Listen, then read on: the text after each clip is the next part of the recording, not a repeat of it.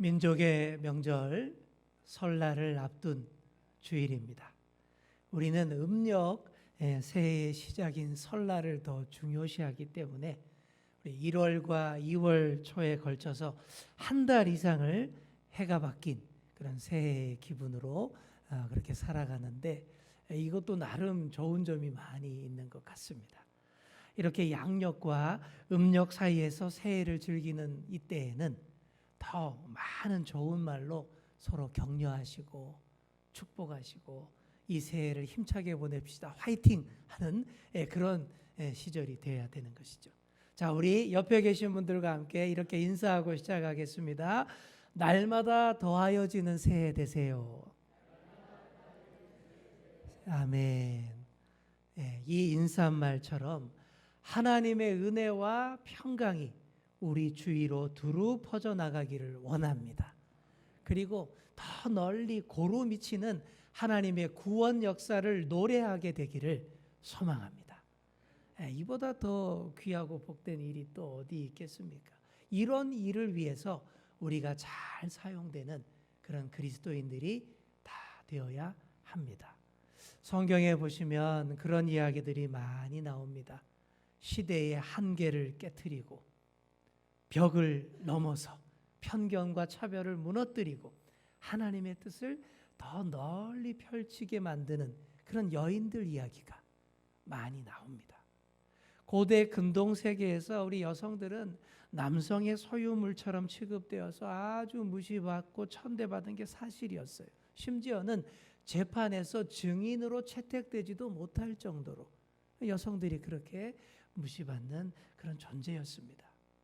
그럼에도 불구하고 여인들의 활약상이 우리의 성경에 많이 기록되어 있습니다. 마태복음 1장에 예수님 족보부터 그렇게 시작이 돼요. 보시면 당대의 이슈거리 이 구설수에 올랐던 여성 5명이 예수님의 족보에 당당하게 들어와 있습니다. 그 5명의 여인 중 어느 하나도 평범한 여성이 없어요. 유대인들이 멸시하던 이방인이 절반이고 죄인이 절반입니다. 심지어 예수님의 어머니 마리아는 처녀의 몸으로 잉태하지 않았습니까? 그러나 성경은 바로 메시아가 이런 여성들의 계보를 통하여서 오셨다, 바로 이런 여성들을 통해서 이 땅에 태어나셨다라고 말합니다. 오히려 여인들을 통해서 큰 역사가 이루어지는 경우가 많다고 우리의 성경은 증언하고 있어요. 오늘 본문 말씀에서도 아주 당찬 여성 한 분이 등장을 합니다. 예수님께서 두로와 시돈 지경으로 가셨을 때의 일입니다. 이 두로와 시돈이라는 지역은 유대인 지역이 아니라 이방인 도시예요. 해안가에 있는 항구 도시이고 무역과 교역과 아주 문화의 교류가 활발하던, 그 당시 대단히 잘 나가던 도시들이 두로와 시돈 지역이에요. 예수님이 거기 가셨는데 한 여인이 예수님을 쫓아다니면서 부르짖습니다. 본문에서는 가나안 여자라고 이렇게 대충 말하고 있는데, 마가복음을 보시면 이 여인이 수로보니게 족속이라고 보다 구체적으로 알려주고 있습니다. 수로보니게 족속이란 말은 수리아 지방의 페니키아인이라는 뜻입니다. 그래서 이 여인은 헬라어, 그리스어를 사용하는 이방 여인으로서 유대인들이 가나안 여자라고 배척하고 멸시하는 그런 여성인 것입니다. 가나안 사람, 가나안 여성을 유대인들이 얼마나 미워하고 싫어했습니까? 음란하고 문란하고 또 폭력적인 문화로 하나님의 백성들을 유혹하고 잘못된 길로 이끌어가는 족속들이라고 그렇게 미워하지 않았습니까? 이런 이방 여인이 왜 예수님을 찾아왔습니까? 자기의 어린 딸이 흉악한 귀신에 들려서 너무너무 고통스럽다라는 거예요. 고쳐주기를 원한다라는 거예요. 그래서 나타난 것이죠. 성경에는 나오지 않지만 이 오랜 전승에 의하면 이 여인의 이름은 유스타이고 그 딸의 이름은 베레니케라고 그렇게 알려져 있습니다. 예수님이 마침 이방인 지역에 오셨다라는 소문을 듣고 찾아와서 따라다니면서 자기 딸을 고쳐달라고 다윗의 자손이여 불쌍히 여겨주셔서 이런 말까지 하면서 고쳐달라고 매달리는 것입니다. 누가 봐도 애처롭고 불쌍해 보입니다. 그러나 예수님의 첫 반응은 우리가 늘 보던 예수님의 모습이 아니었습니다. 굉장히 쌀쌀맞고 또 아주 권위주의적으로까지 보입니다.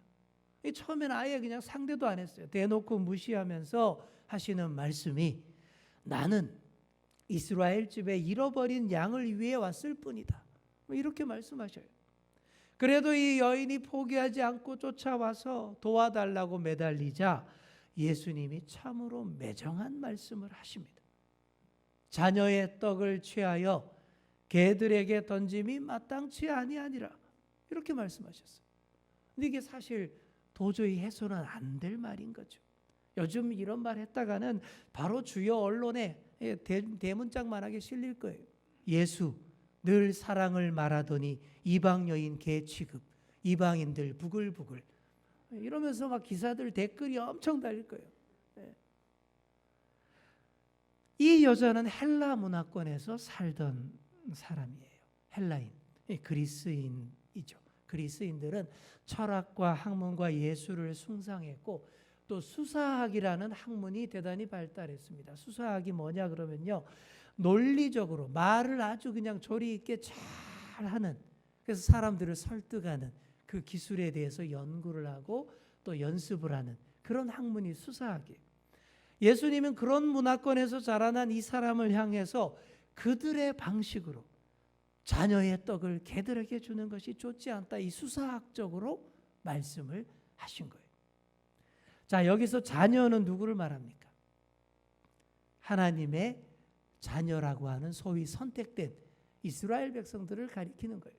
자, 그러면 개들은 누구입니까? 이방인들을 비꼬는 말입니다. 오늘의 우리에게는 개라는 동물이 아주 그냥 이쁘고 귀엽고 반려동물, 가족과 같은 그런 동물인데 당시 유대 문화에서 개라는 동물은 아주 더럽고 지저분한 그런 동물로 생각을 했고, 그래서 이방인들을 개에다가 비유하고 많이 욕을 했습니다. 하나님의 은혜와 말씀 그리고 은총들은 하나님의 그 친백성들인 이스라엘만이 다 배불리 받고 다 먹고 누려야 하는 것이지 너희 개 같은 이방인들에게 넘겨줄 그런 은혜는 없다. 이게 이방인들에 대한 엄청난 모욕인 거예요. 한마디로 이 여인더러 개라고 한 겁니다. 자, 보통 사람이 이런 말 들으면 어떻게 반응하겠습니까? 아따 참말로 비싸게 노네. 됐어요. 에이, 참 더러워서 원. 그래 니네끼리 잘 먹고 잘 살아라. 그냥 가버릴 거예요. 그리고는 너무 분해서 밥도 못 먹고 잠도 못 잘 겁니다. 지금 이 자리에 계신 여러분 대부분이 아마 그렇게 반응했을 거예요. 곧 죽어도 자존심 건드리는 거 그 용납 안 되지 않습니까? 곧 죽어도 우리 자존심 이거 마지막 남은 그건데 그거 건드리면 용납이 안 돼요. 특히나 우리 한국 사람들은 열받으면 천국도 안 간다 그러잖아요. 그렇죠? 반드시 가야 할 천국인데 열받게 하면 거기도 안 간다는 게 우리 한국인 심성이라지 않습니까? 그러나 이 여자는 능숙한 말솜씨로 예수님의 답변을 아주 멋지게 받아 넘깁니다. 이렇게 말합니다. 주여, 옳습니다. 하지만 개들도 주인의 상에서 떨어지는 부스러기를 주워 먹지 않습니까? 이렇게 말해요. 여러분 너무 멋진 말이지 않습니까? 저는 옛날부터 이 본문을 읽을 때마다 와, 어떻게 이렇게 지혜롭게 멋있게 이렇게 답변을 했을까 감탄을 하곤 합니다. 그러나 이 여인이 답변만 말만 잘한 게 아니에요. 여러분 이런 말이 그냥 나오겠습니까? 속에 있는 그 마음에서 내공에서 나오는 거 아닙니까? 이 여인의 속마음이 자세가 더 멋진 거예요. 정말 이 여인은 은혜 받을 만한 겸손한 자세가 갖추어져 있었다라는 얘기죠. 일단 이스라엘의 특권을 인정했습니다. 하나님의 주권과 선택하심을 인정하고 반항하지 않았어요. 다만 부스러기를 원했습니다. 개라고 말해도 개의치 않았고 주님 앞에 매달려서 부스러기 은총이라도 받고자 했습니다. 아이들이 먹다 남긴 부스러기라도 내가 주워 먹겠습니다. 그것만 먹어도 내 딸의 병이 나을 줄로 믿습니다. 바로 이런 훌륭한 믿음의 자세가 되어 있었다라는 것이죠. 그러니 고수들의 대화가 이어지는 거예요. 수준 있는 대화가 끊어지지 않고 쫙 이어지는 겁니다. 애초에 예수님도 그런 섭섭한 말씀하셨던 것도 이방인이라서 정말 배척하기 위해서가 아니었어요. 이 여인의 믿음의 자세를 보시기 위해서.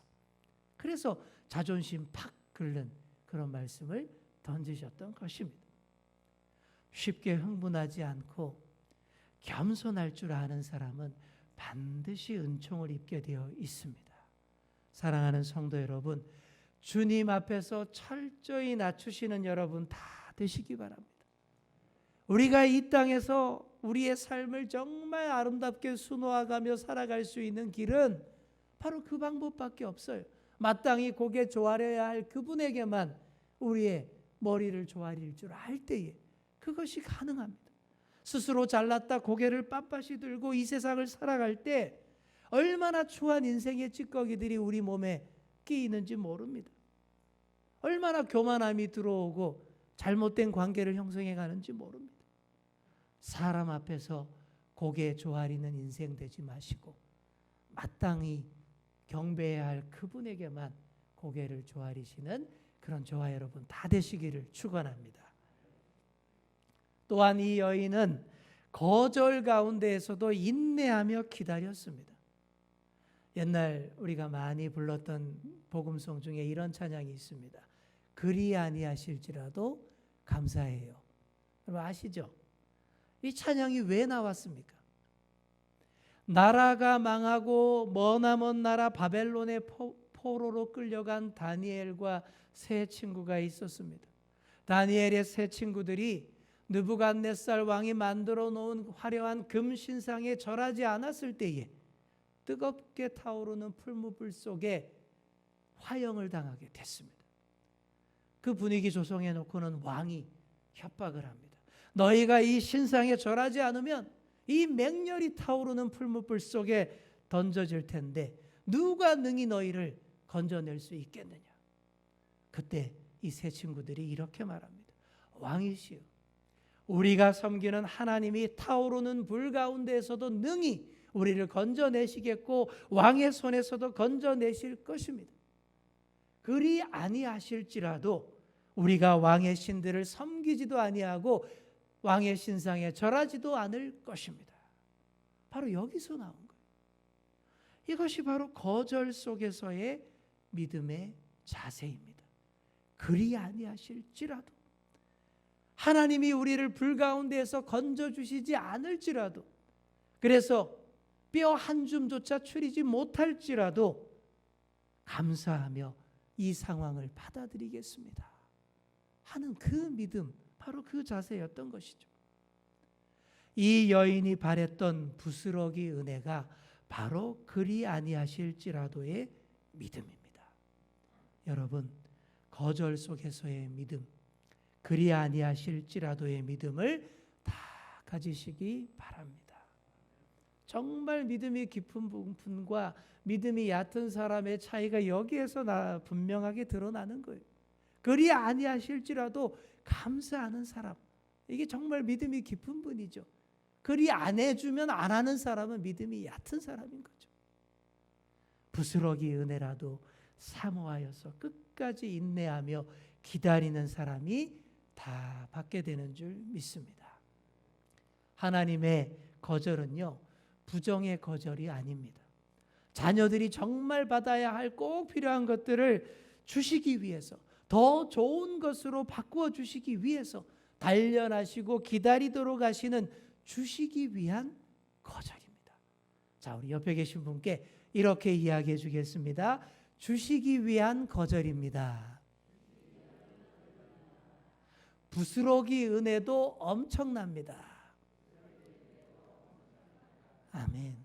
정말 그렇습니다. 다 못 받아도 돼요. 떨어지는 부스러기 은혜만 받아도 내 몸에 닿아도 그냥 다 해결되고 해결받고 더 힘찬 출발할 수 있는 거예요. 정말 그렇게 됩니다. 결국 이 여인은 큰 은혜를 받아 누리게 되죠. 예수님이 이렇게 말씀하십니다. 여자여, 내 믿음이 크도다. 내 소원대로 되리라. 마태복음 전체를 통틀어서 내 믿음이 크도다라는 칭찬은 오늘 본문의 이 여인이 유일합니다. 이 말씀 한마디로 충분했어요. 바로 그 시각, 그때로부터 딸이 깨끗이 낫게 되었습니다. 이것을 전문 용어로 원격 치유라고 합니다. 예. 영어로 리모트 컨트롤 힐링이라고 하는데 쉽게 줄여서 리모컨 치료 이겁니다. 예수님 뭐 굳이 안 가셔도 돼요. 멀리서 나으라 꼭 하면 다 된다라는 얘기. 부스러기 은혜를 구했는데 아주 총체적인 전반적인 은혜를 받아 누리게 되었다라는 얘기입니다. 다음으로 이 이방 여인의 역할을 좀 더 큰 그림에서 살펴보겠습니다. 예수님 족보에 5명의 여인이 기록되므로 큰 의미를 부여했던 것과 마찬가지로 오늘 이 본문의 이 여인도 굉장히 이 본문 가운데서 마태복음에서 굉장히 중요한 의미를 가지고 있습니다. 마태복음 14장과 15장에서 계속 강조하는 이야기는 떡 이야기입니다. 떡. 유대인들의 주식, 사실 떡이라기보다는 빵입니다. 빵. 피타라는 빵인데 떡 이야기예요. 떡을 매개체로 해서 중요한 메시지를 주고 있습니다. 여러분 14장에 무슨 중요한 이적이 나옵니까? 오병이어 기적이 나오지 않습니까? 그리고 오늘 본문 바로 다음에 또 무슨 15장 32절부터 무슨 기적이 나오죠? 칠병이어 기적이 나옵니다. 떡 7개와 작은 물고기 2마리로 장정만 4,000명을 배불리 먹이고 7 광줄이나 남긴 기적이 칠병이어예요. 그러니까 오늘의 주인공인 이 여인은 오병이어 기적과 칠병이어 기적 사이에 짜잔 하고 등장을 하는데 이 여인 역시도 뭘 달라 그래요? 떡을 달라는 얘기입니다. 부스러기라도 달라라는 얘기예요. 여러분 이 떡이 무엇을 의미합니까? 이 떡은 바로 복음, 생명, 구원입니다. 그렇게 이해하시면 돼요. 자, 우리 따라해 볼까요? 이 떡은 복음, 생명, 구원입니다. 네, 그렇게 이해하시면 돼요. 그래서 한 이방 여인의 빵 부스러기 믿음을 통해서 아주 중요한 전환이 여기서 발생하게 됩니다. 예수께서 가나안 여인을 만나신 이때는 유대인들을 대상으로 한 사역이 어느 정도 마무리되고 이방 지역으로 오셨던 때의 일이에요. 이 만남을 통해서 떡이, 즉 복음이 유대인 남자에게만 한정되어야 한다라는 그 편견과 차별과 벽이 와르르 무너지게 된 것입니다. 생명의 떡이 이방 지역으로 그리고 여인들과 약자들 소외받는 모든 사람들에게 그 떡이 주어져야 한다라는 신학이 여기에서부터 나오게 된 것입니다. 칠병이어의 이적도 그래서 일어난 거예요.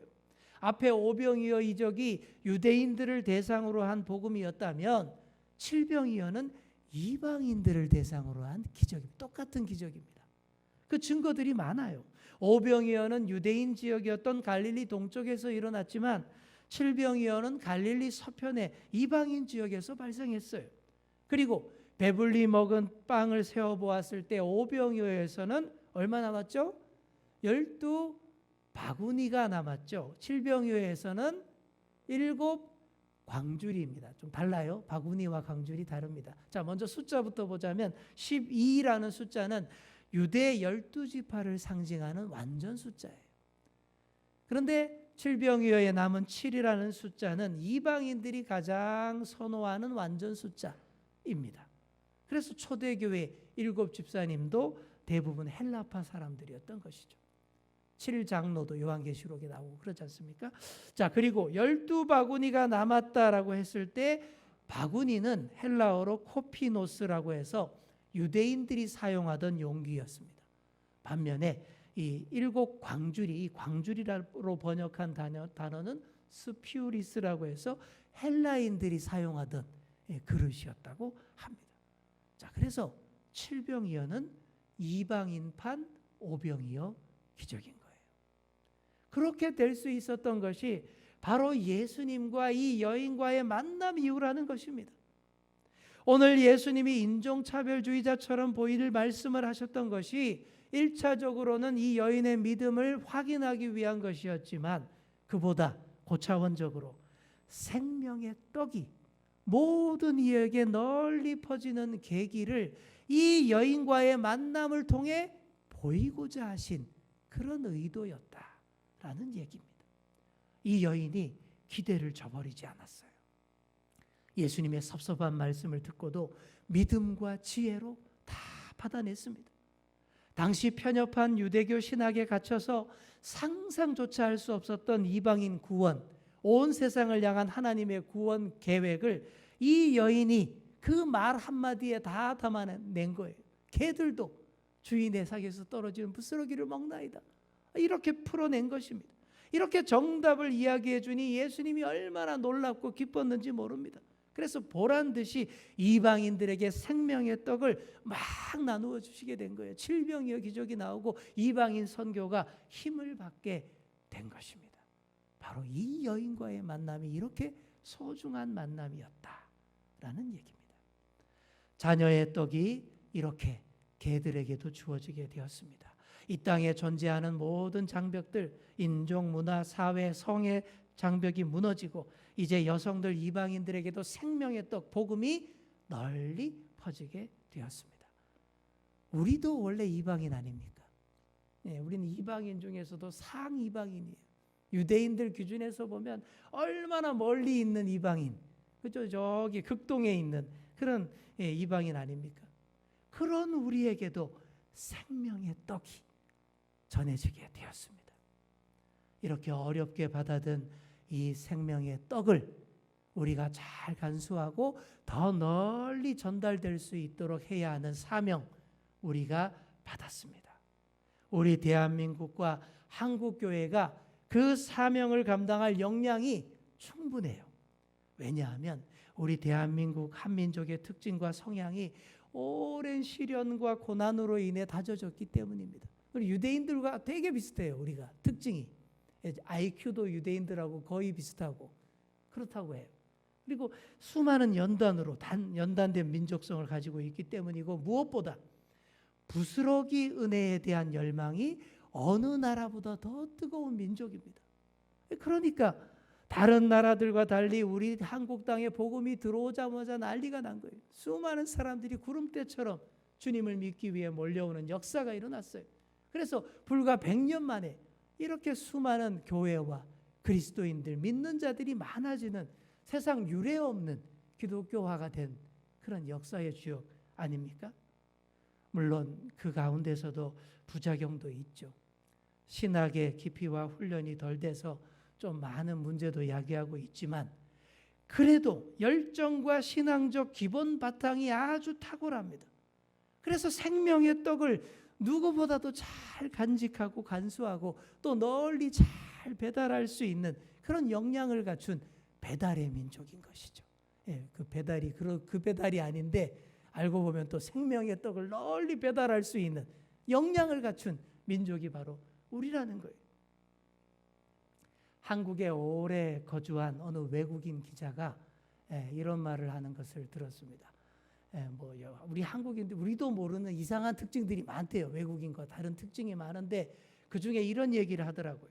한국인은 참 희한한 사람들이라고. 한국 사람들은 강대국 사람일수록 힘센 나라 사람일수록 얕잡아 본대요. 그래서 놈자를 붙인대요. 강대국일수록 놈자를 붙인대요. 정말 그렇지 않습니까? 우리는 옛날부터 미국 놈, 소련 놈, 중국 놈, 일본 놈 다 놈이잖아요. 일본 사람 잘 안 그러죠, 그죠? 그런데 희한하게 또 우리는 또 약소고 힘없고 나약한 사람들에게는 놈이란 자를 절대 안 붙이고 사람이라고 정중하게 붙인대요. 그렇지 않습니까? 미얀마 사람, 캄보디아 사람, 아프리카 사람, 아프간 사람 그러지 미얀마 놈 안 그러지 않습니까? 듣고 보니까 정말 그렇더라고요. 왜 그렇게 됐을까 생각해 봤을 때 이게 좋은 심성이라고 생각이 들었습니다. 이게 바로 우리 한민족의 저력입니다. 우리의 자존심이에요. 우리 민족의 특징은 옛날부터 강자에게 강하고 약자에게 약했습니다. 저기 근처에 어떤 나라들은 강자한테 비굴하고 약자한테 그냥 세게 구는데 우리는 반대예요. 근데 이런 걸 잘 활용하면 세계 최고의 리더국이 될 수 있어요.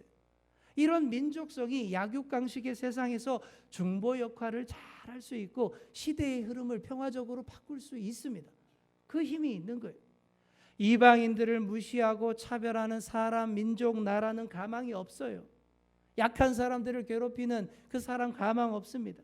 강자에게 비굴하게 굴고 약자에게 가혹하게 구는 사람, 민족, 나라 가망 없습니다. 예수님의 생명의 떡을 받아서 더 널리 전할 역할과 자격은 이렇게 잘 준비된 심성과 잘 갖추어진 인격과 민족성을 갖춘 그 나라, 그 민족에게 주어지는 줄 믿습니다. 사랑하는 성도 여러분, 주님 앞에서 아름답고 중요한 믿음을 잘 보여주시는 준비된 자들 다 되시기 바랍니다. 가나안 여인처럼 겸손하고 인내하는 믿음, 부스러기 은혜라도 절대 놓치지 않고 붙잡는 믿음 되시기 바랍니다. 그래서 이번 설 명절에도 생명의 떡을 우리의 친지들, 가족들과 따뜻하게 잘 나누시는 그런 명절 되시기 바랍니다. 늘 우리를 통해서 생명의 떡이 널리 전달되어서 모든 이들에게 날마다 더하여지는 구원 역사로 하나님의 나라가 더 힘있게 뻗어나갈 수 있게 되기를 간절히 축원합니다. 기도하겠습니다. 하나님 아버지 감사드립니다. 명절을 앞둔 주일 예배를 통해 주시는 하나님의 말씀을 받았습니다. 주님, 세상은 여전히 병들고 굶주리고 어렵습니다. 생명과 구원의 역사 나누는 일을 즐겨하지 않습니다. 그 가운데서 우리가 생명이 살아나는 역사, 은혜와 은총으로 모두가 배부르며 만족하는 역사의 주역이 되게 하여 주옵소서. 가나안 여인처럼 부스러기 은혜라도 겸손히 구하며 생명의 떡을 받아 더 널리 전하는 아름다운 구원 역사의 주인공이 되게 하여 주옵소서. 감사드리며 예수님의 이름으로 기도하옵나이다. 아멘.